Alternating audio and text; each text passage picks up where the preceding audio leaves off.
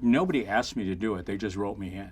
And then you went to the read-through and you find yourself, Leo Yoshimura in the script.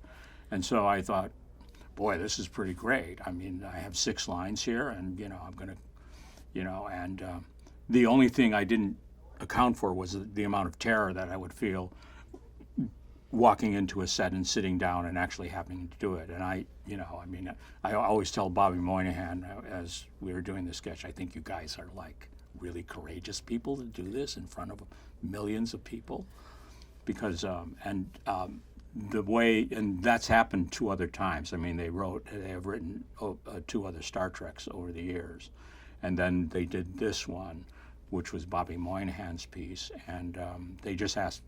They came up to me right before read-through and said, "We wrote you in," and I said, "Wrote me in what?"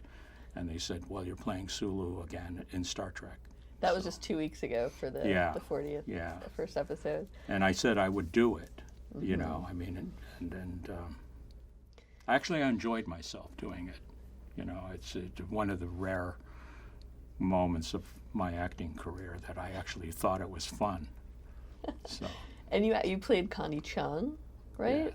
Yes, with a bad wig, on purpose, I think, because I came on. It was an update, and the wig was a little askew, and I think that was, so. Did you ever have, when we talked about you maybe have taken a job away from George Takei once, but did you ever have any reservations about playing the ethnic characters? I mean, it was just, did you ever think about it?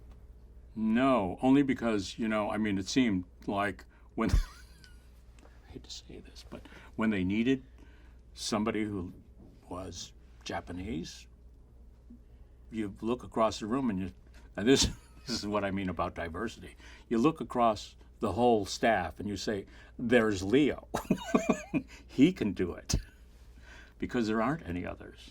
Right. And which is kind of interesting, because in 42 years that hasn't changed.